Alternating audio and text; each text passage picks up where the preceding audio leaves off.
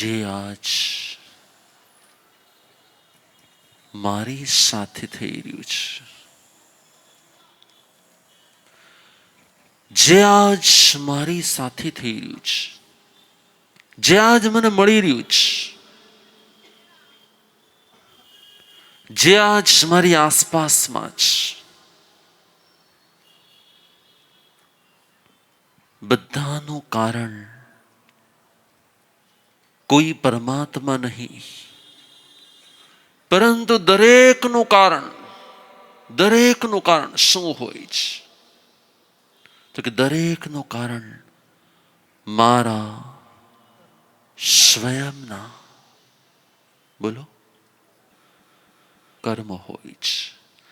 અને જો દરેક સ્થિતિ, દરેક સંયોગ, દરેક વસ્તુ, દરેક વ્યક્તિ, દરેક લાગણી, દરેક પ્રેમ, દરેક અનુકૂળતા અને દરેક પ્રતિકૂળતા જો કર્માધીન હોય તો પછી તમે કાંઈ પણ ન કરો, પણ જો કર્મમાં તમારા કરોડ રૂપિયા લખેલા હોય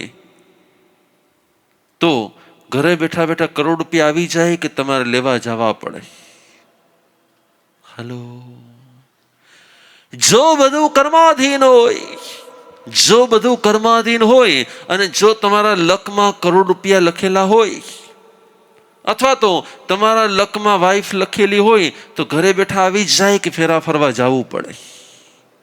હલો, શું હોય? જો દરેક વસ્તુ કર્માધીન જ હોય અને દરેક વસ્તુ કર્મના કારણે જ મળતી હોય તો શું થાય? શું બધું મળી જાય? ભગવાન કે છે હા, મળે પણ ખરું ને ન પણ મળે.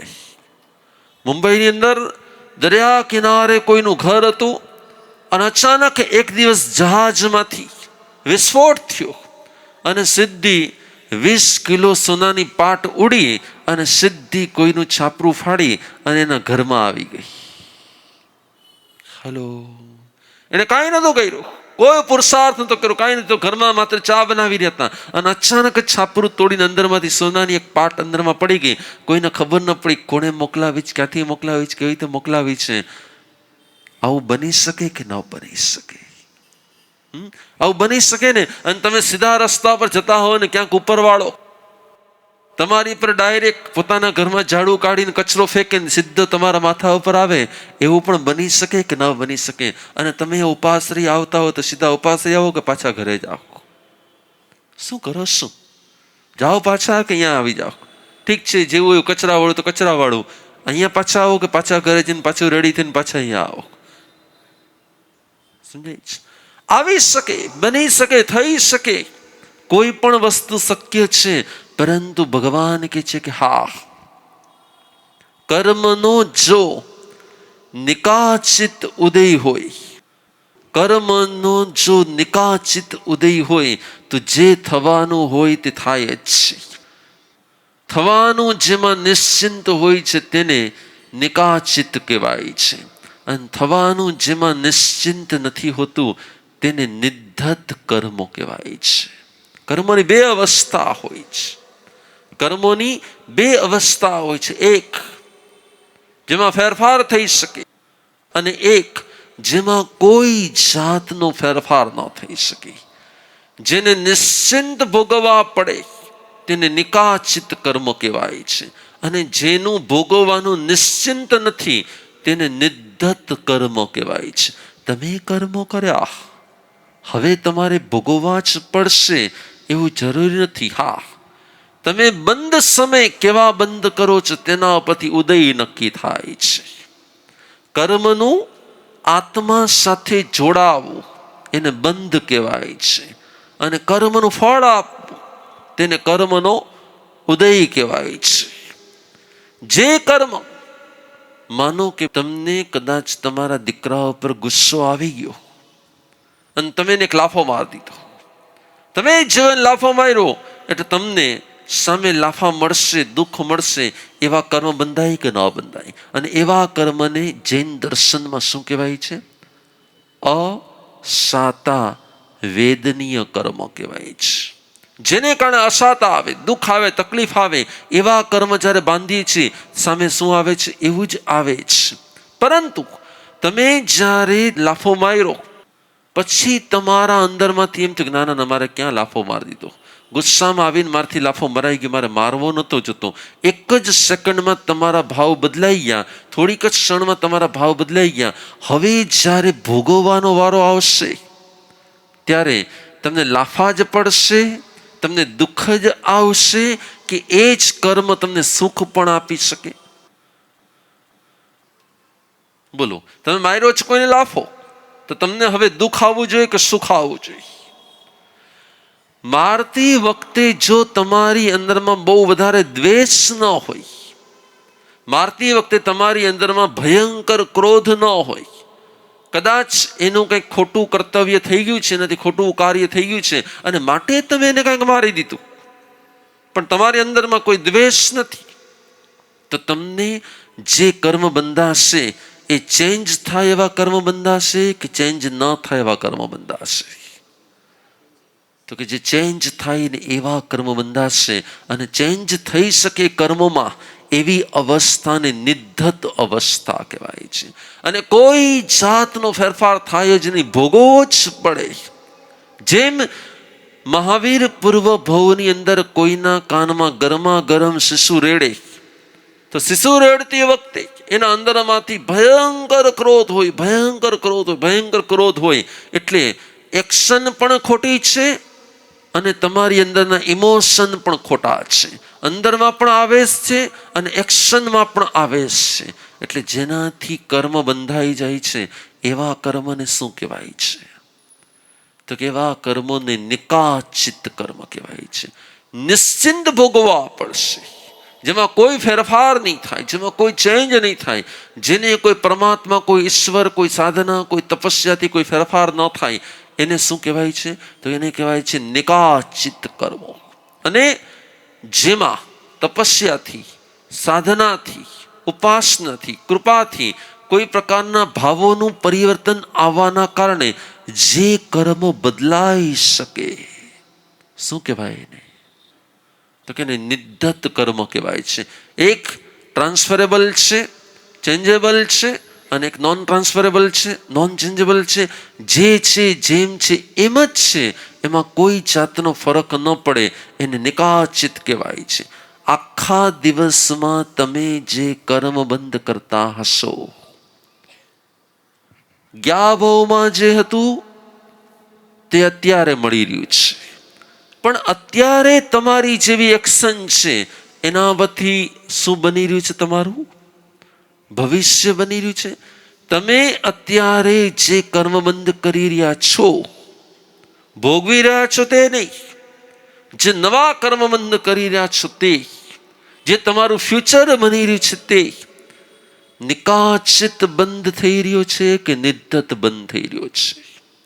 તમારો આવતો બહુ ભોગવવા જ પડે એવા કર્મો નક્કી થઈ રહ્યા છે કે ન ભોગવવા પડે એવા કર્મો નક્કી થઈ રહ્યા છે? કોના પર આધાર છે? તમારા ભવિષ્યનો આધાર કોના ઉપર છે? ભગવાન કહે છે તમારા ભવિષ્યનો આધાર કોના ઉપર છે? તમારા ઉપર છે.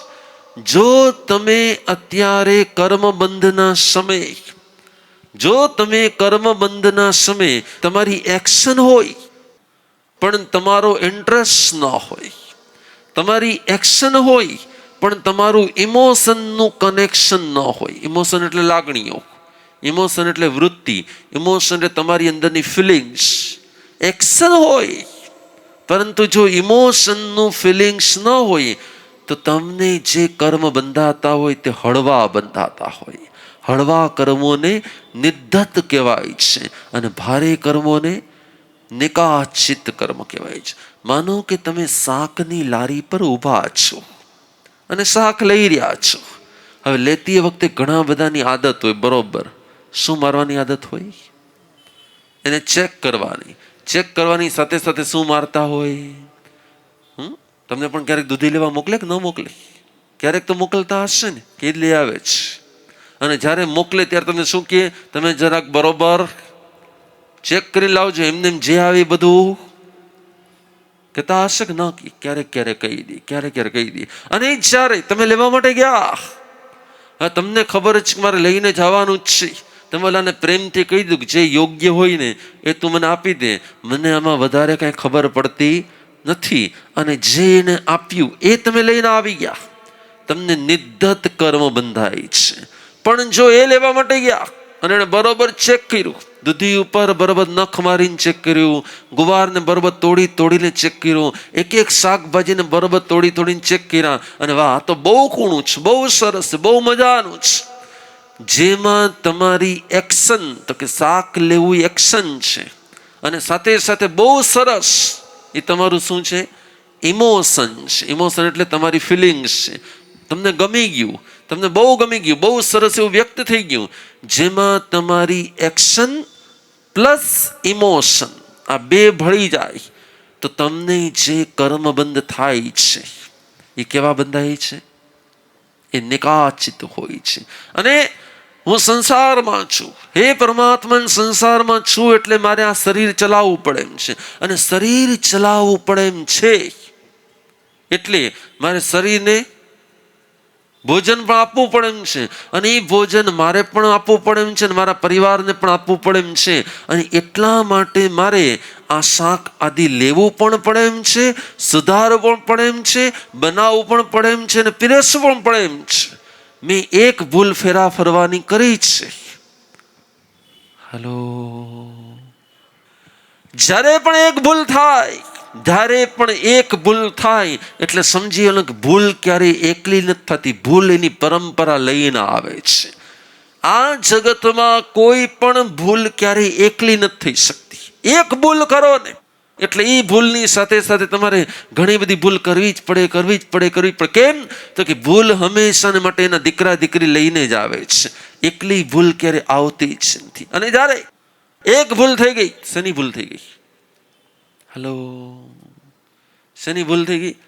હવે એને પૂરી કરવા માટે, એ ભૂલને પૂરી કરવા માટે કમાઓ, એની માટે આપણે ઘણું બધું ખોટું કરો, એની માટે આપણે ઘણા બધાને ચીટ કરવું પડે, કેટલાયને કેટલો માલ આવ્યો હોય કેટલાકમાં અને આપવું પડે કેટલાકમાં, એની માટે કેટલાય વખાણે કરવા પડે. અને બધું જ જેટલું કરતા હોઈએ એમાં આપણું ઇન્વોલ્વમેન્ટ થઈ જાય. ભગવાન કહે છે એક્શનનું પાપ 1% હોય છે અને ઇન્વોલ્વમેન્ટનું પાપ 99% હોય છે. એક્શનનું પાપ 1% હોય છે અને ઇન્વોલ્વમેન્ટનું પાપ કેટલા % હોય છે? 99% હોય છે. કેમ? તો કે એક્શનથી જે પાપ લાગે છે ને તે નિર્ધત હોય છે, અને ઇન્વોલ્વમેન્ટથી જે પાપ લાગે છે તે નિકાચિત હોય છે. એક આખો ભાવ તમે માત્ર ને માત્ર એક્શનનું પાપ કરતા હો, ક્યાંય તમારું ઇન્વોલ્વમેન્ટ ન હોય, ક્યાંય તમારું ઇન્ટરેસ્ટ ન હોય, કરવા પૂરતું જ તમે કરતા હો, અને આખી જિંદગી તમે સાકઈ સુધાર્યું હોય, આખી જિંદગી તમે હિંસા જૂઠ ઘણું બધું કરેલું પણ હોય, અને છેલ્લે તમે જો માત્ર એકાદી સામાયિક કે એકાદો ઉપવાસ જ કર્યો હોય ને તો એક ઉપવાસથી આખી જિંદગીમાં કરેલા કર્મો તમારા નષ્ટ થઈ શકે. એક જ સામાયિક અથવા તો એક જ ઉપવાસ અથવા એક જ ધ્યાન અથવા એક જ સાધના અથવા તો એક જ વંદના. ભગવાન કહે છે ભવ કોડી સંચિયમ કમ્મમ તવસા નિજરી જઈ. 1 કરોડ ભવના જેટલા કર્મો હોય, એક જ વાર તમે ભાવપૂર્વક વંદના કરો ને એટલે 1 કરોડ ભવના બધા પાપ તમારા ક્ષય થઈ શકે, નષ્ટ થઈ શકે, વિનષ્ટ થઈ શકે. પણ ક્યાં પાપ? તો કે જે નિર્ધત કર્મ હોય, તે જે નિકાચિત કર્મ હોય એને અવશ્ય શું કરવું પડે છે? ભોગવવું જ પડે છે. માનો કે આ ભાવમાં તમે સંતોનો સંગ કરી રહ્યા છો, માનો કે આ ભાવમાં તમે પરમાત્માની વાણી સાંભળી રહ્યા છો, માનો કે આવતા ભાવની અંદર ફરી પાછું તમને 9મા વર્ષે પરમાત્માનો યોગ થઈ જાય. આવતા ભાવમાં કેટલા વર્ષે? 9મા વર્ષે પરમાત્માનો યોગ થઈ જાય અને તમારા અંદરમાંથી ભાવ જાગી જાય. શેના ભાવ જાગી જાય? તમારા અંદરમાંથી આત્માને શુદ્ધ કરવાના ભાવ જાગી જાય. પરંતુ એ સમયે જો તમે આ ભવમાંથી નિકાચિત કર્મ લઈને ગયા હશો તો તમે આત્મશુદ્ધિના માર્ગ ઉપર આગળ નહીં વધી શકો. પણ જો તમે હળવા નિધ્ધત કર્મો લઈને ગયા હશો તો તમે આવતા ભવે ખાલી એક જ વાર પરમાત્માને વંદના કરી, એક જ વાર પ્રણામ કર્યા અને આ ભવના બધા જ કર્મો ક્ષય અને એ ભવમાં બધા જ રસ્તા ખુલ્લા, તમે તમારી આત્મશુદ્ધિ કરી શકો ને એવા બધા રસ્તા શું થઈ જશે? ખુલ્લા થઈ જશે. પણ એની માટે શું કરવું પડે? એની માટે શું કરવું પડે? તમારા આ ભવના કર્મો કેવા હોવા જોઈએ? નિધ્ધત હોવા જોઈએ કે નિકાચિત હોવા જોઈએ? કેવા હોવા જોઈએ? અને જો તમારા કર્મો નિકાચિત ન હોવા જોઈએ તો નિકાચિત ન હોય એની માટે તમારે શું કરવું પડે? તો ભગવાન કહે છે જ્યાં લાગણી હોય છે ને ત્યાં નિકાચિત કર્મ હોય છે, અને જ્યાં લાગણી નથી હોતી ને ત્યાં નિધ્ધત કર્મ હોય છે. તમારી લાઈફનો મહત્વપૂર્ણ પાઠ શેમાં હોય છે? તમે લાગણીમાં જીવો છો કે લાગણી વગર જીવો છો? તમને ખબર છે સાધુ જીવનને શું કામ શ્રેષ્ઠ કીધું છે? સાધુ જીવનને શ્રેષ્ઠ કીધું છે એનું મેઇન મૂળભૂત કારણ શું કામ છે? રોટલી તમે ખાઓ, રોટલી અમે ખાઈએ, દાળ ભાત તમે ખાઓ, દાળ ભાત અમે ખાઈએ. તમે પણ જેમ જીવો છો અમે જીએ છીએ. તમે રાત્રે સુઈ જાઓ, અમે રાત્રે સુઈ જઈએ. તમે ઉઠો, અમે પણ ઉઠીએ છીએ. તમારી લાઈફ, તમે પણ કપડાં પહેરો, અમે પણ કપડાં પહેરીએ છીએ. બરાબર છે? તમે પણ બોલચાલ કરો, અમે બોલચાલ કરીએ છીએ. ફરક શું તમારી લાઈફમાં? ભગવાન કહે છે સાધુને કર્મ બંધાતા નથી અને સંસારીને કર્મ બંધાય છે. એનું મૂળભૂત કારણ શું છે?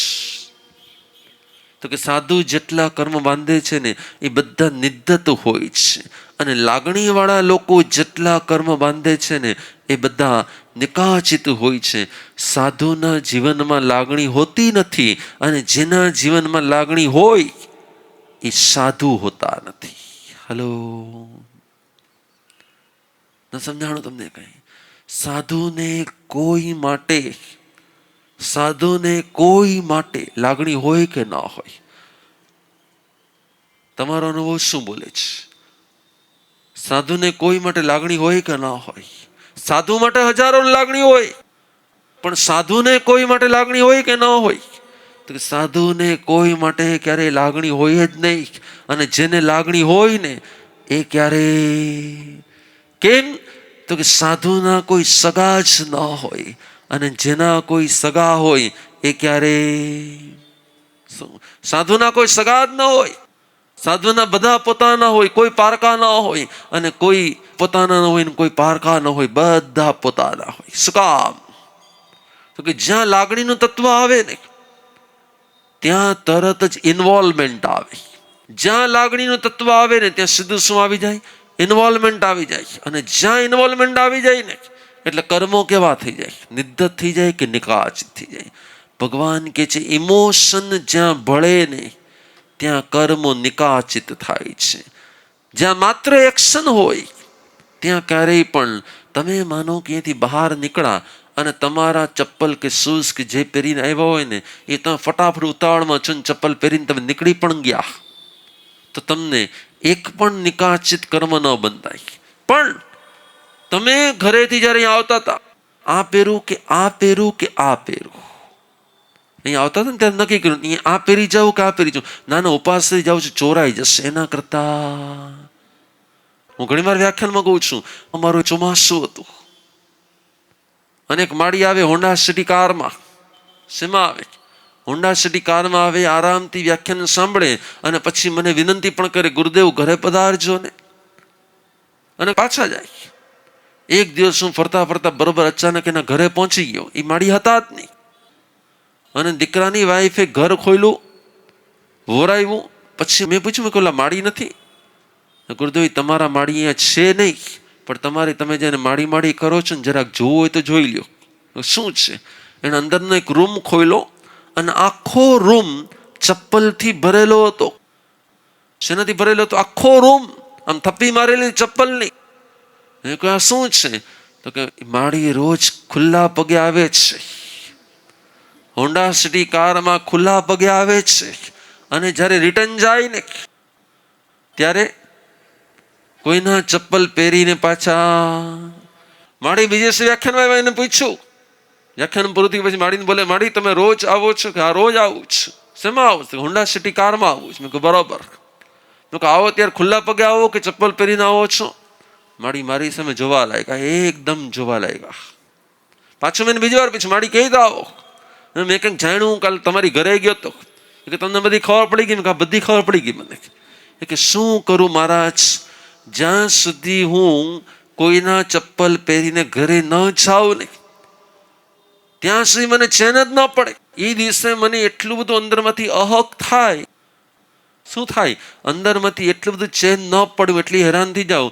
જે દિવસે ચપ્પલ પહેરીને ઘરે જાવ ને એ દિવસે મને શાંતિથી હોય ના હોય કે ના હોય. આ શું હોય? તો જ્ઞા ભવની વૃત્તિને કારણે આવું થતું હોય. ઘણી વાર આવું થતું હોય. તમે જયારે અહીંયા આવતા હો ત્યારે આવતી વખતે 3 જાતના ચપ્પલ પડેલા હોય. આ પહેરું કે આ પહેરું કે આ પહેરું. તમે જયારે અહીંયા આવ્યો ત્યારે નક્કી કરો, આ ટી શર્ટ પહેરીને જાવ કે ઓલું ટી શર્ટ પહેરું કે ઓલું ટી શર્ટ પહેરું. આ કપડાં પહેરીને જાવ કે આ કપડાં પહેરીને જાવ કે આ કપડાં. આજે આ ડ્રેસ કે આ સાડી કે આ. જેને પહેરવામાં તમને વાર ન લાગે એમાં તમને કર્મ વધારે ન લાગે. પણ જેને પહેરવામાં વાર લાગે અને જેને પહેરતી વખતે પહેરવું એ શરીરનું કામ, પણ એની સાથે તમારું મન ભળે અને આ પહેરું કે આ પહેરું કે આ પહેરું, આ બહુ સારું. એટલે તમારું મન પણ ભળી ગયું, તમારું તન પણ ભળી ગયું. જેમાં મન અને તન બે ભળે છે ત્યાં નિકાચિત કર્મ હોય છે. અને જેમાં માત્ર તન ભળે છે, જેમાં માત્ર તન ભળે છે એમાં કર્મો ક્યાં હોય છે? એમાં નિધ્ધત કર્મ હોય છે. આ ભાવમાં તમે સંસારમાં છો. સંસારમાં છો એટલે કર્મોની વચ્ચે છો કે કર્મોથી મુક્ત છો? તમે કર્મોની વચ્ચે છો. પરંતુ કર્મોની વચ્ચે હોવા છતાં પણ નિધ્ધત બાંધવા કે નિકાચિત બાંધવા કોના હાથમાં છે? એ તમારા હાથમાં છે કે કોઈ બીજાના હાથમાં છે? રસોઈ કરવી કે ન કરવી કદાચ તમારા હાથમાં નથી, પણ એમાં ઇન્વોલ્વ થઈને કરવી કે ન કરવી કોના હાથમાં છે? એ તમારા હાથમાં છે. કપડાં પહેરવા કે ન પહેરવા એ તમારા હાથમાં નથી, સમાજની વચ્ચે છે એટલે પહેરવા જ પડે.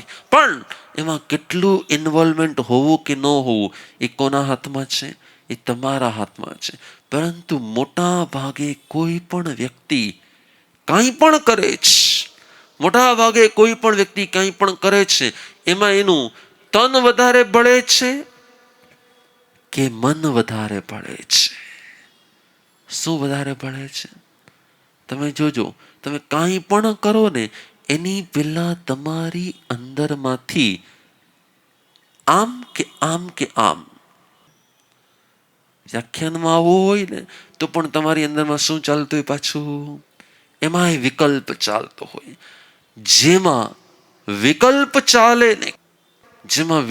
ચાલે ને એ નિકાચિત હોય અને તમને ખબર નથી.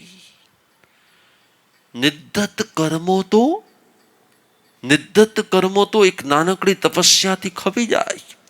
પણ નિકાચિત કર્મો જેમાં તમારું હાસ્ય ભળે, જેમાં તમારો શોક ભળે, જેમાં તમારો રાગ ભળે, જેમાં તમારો દ્વેષ ભળે, જેમાં તમારો લોભ ભળે કે જેમાં તમારી ઈર્ષા ભળે, વૃત્તિ જેમાં ભળી જાય તે નિકાચિત કર્મ હોય છે. એવું કહેવાય છે કે એકાદું વૃક્ષ અને વૃક્ષમાંથી એકાદું ફળ, અને ફળ હાથમાં આવ્યું ને એને થયું કે આજે તો મારે આ ફળની એવી છાલ કાઢવી છે કે આખું ફળ પણ બહાર નીકળી જાય અંદરમાંથી, અને છાલ પણ ક્યાંયથી ભેદાય નહીં. એને એવી ટેકનિક કરી, એવી રીતે છાલ ઉતારી ફળની કે ક્યાંયથી છાલ પણ તૂટી નહીં અને અંદરમાંથી જે હતું એ બધું જ બહાર આવી ગયું. એણે બધાને બતાડ્યું, જો મારા જેવી છાલ ઉતારતા કોઈને કોણ હતું? ખબર છે કોણ હતું? એ જ સંદક પૂર્વ ભાવની અંદર શેની છાલ ઉતારે છે? એક કોઠાની છાલ ઉતારે છે, એક ફળની છાલ ઉતારે છે. આખા દિવસમાં તમે પણ કેટલી છાલ ઉતારતા હશો? ક્યારેક કેળાની, ક્યારેક તુરિયાની, ક્યારેક દૂધીની, ક્યારેક કારેલાની છાલ ઉતારતા હશો કે નહીં ઉતારતા? એક જ ફળની છાલ ઉતારીએ, પરંતુ એ છાલ ઉતારતી વખતે એના અંદરમાંથી એટલો બધો અહંકાર ભળી રહ્યો હતો, પોતાની આવડતનો અહંકાર ભળી રહ્યો હતો. શેનો અહંકાર ભળી રહ્યો હતો? મારા જેવી છાલ ઉતારતા તમને ખબર નથી. છાલ ઉતારવી નહીં, એમાં એને વધારે પાપ નતું લાગવાનું, એમાં 1% જ પાપ લાગવાનું હતું, પરંતુ 99% પાપ શેનું લાગી ગયું એને? મારા જેવી છાલ ઉતારતા તમારા તનની કોઈ પણ પ્રવૃત્તિ હોય, તમારા તનની કોઈ પણ પ્રવૃત્તિ હોય, ભગવાન કહે છે 1% પાપ લાગે. પરંતુ એની સાથે જેવું તમારું મન ભળી ગયું, તમારો રાગ ભળી ગયો, તમારો અહમ ભળી ગયો, તમારી ઈચ્છા ભળી ગઈ, તમારો લોભ ભળી ગયો, તમારી વૃત્તિ જેવી ભળે એટલે કર્મો શું થઈ જાય છે? નિકાચિત. નિકાચિત એટલે તમે હવે ગમે એટલી સાધના કરો, ગમે એટલી ઉપાસના કરો, ગમે એટલા જપ કરો, ગમે એટલા તપ કરો, પરંતુ હવે તે કર્મ ભોગવવા જ પડે. અને બહેનો પણ શું? બોલો, શું બન્યું? રાજાએ હુકમ કરી દીધો. ક્યાં રાજાએ હુકમ કરી દીધો? એની જ સગી બેન, એનું ત્યાંથી તો મૃત્યુ થઈ ગયો, બીજે જન્મ થઈ ગયો. અને જન્મ પછી જ્યારે મોટો થયો, મોટો થયા પછી એને વૈરાગ્ય આવ્યું, વૈરાગ્ય આવ્યા પછી દીક્ષા લઈ લીધી અને મુનિ ખંદક બની ગયા. પરંતુ ખંદક મુનિ બન્યા પછી શું થયું?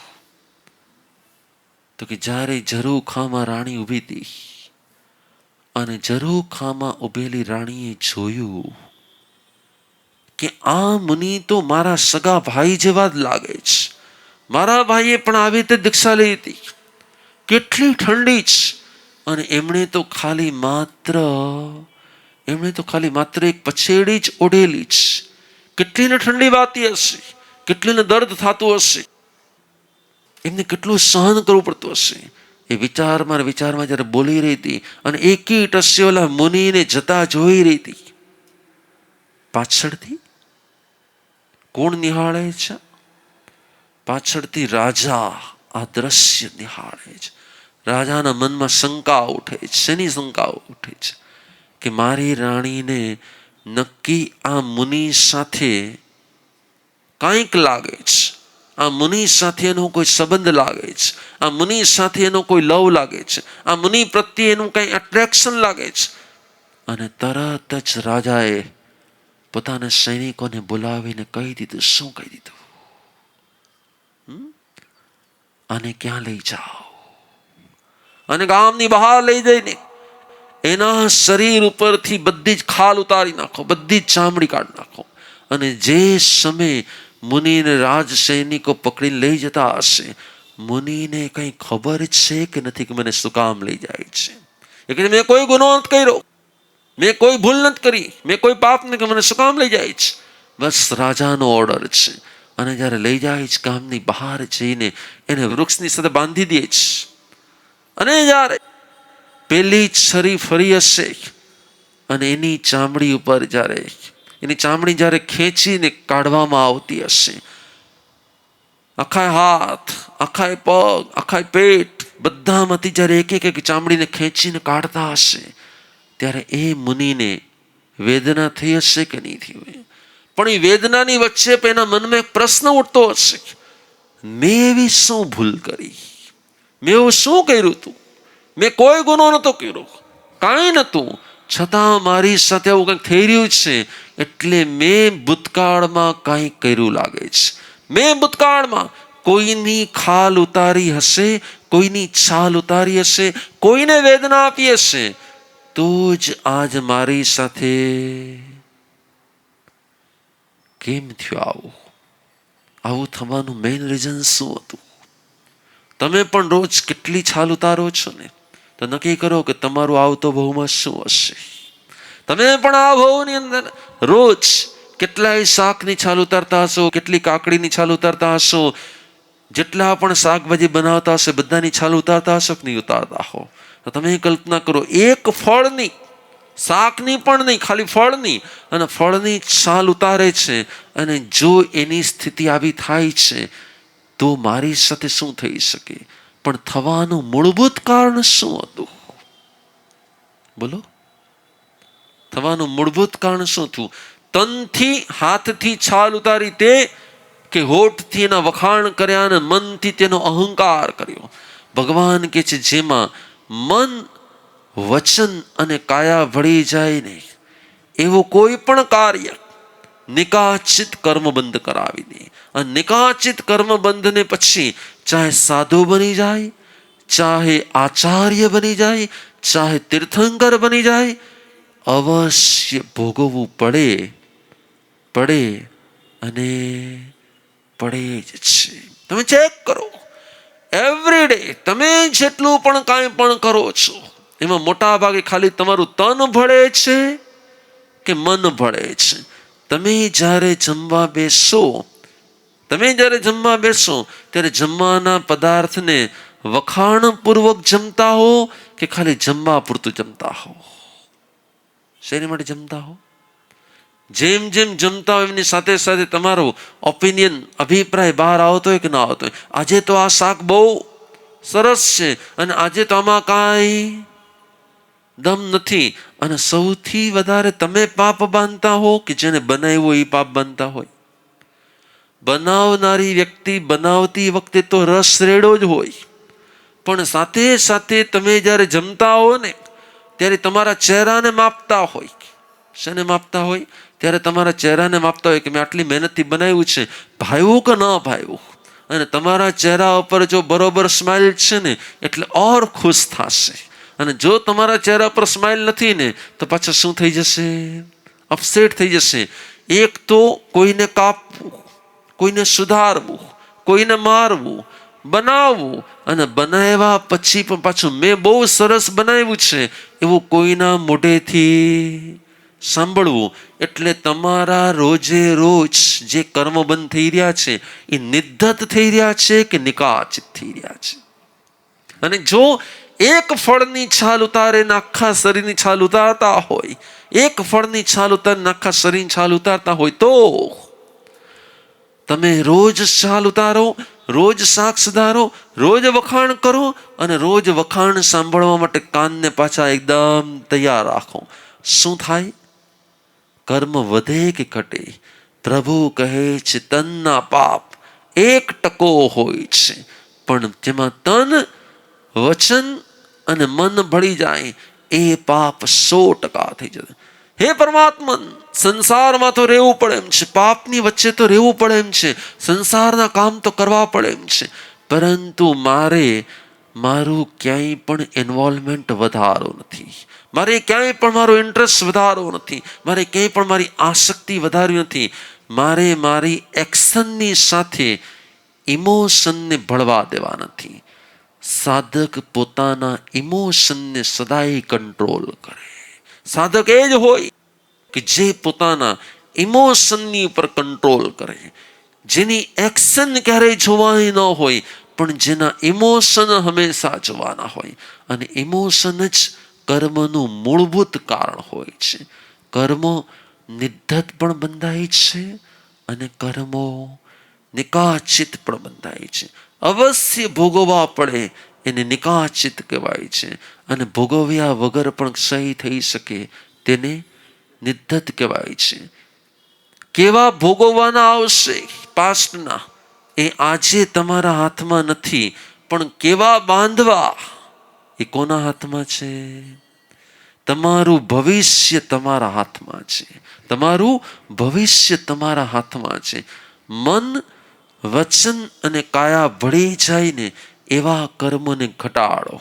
મન, વચન અને કાયા ભળી જાય ને એવા કર્મને ઘટાડો, તો તમારું ભવિષ્ય સુધર્યા વગર બસ નિકાચિત કર્મબંધથી મુક્ત થઈએ અને નિદ્દત કર્મો પણ ઓછામાં ઓછા બંધાય એવી જાગૃતિ રાખીએ.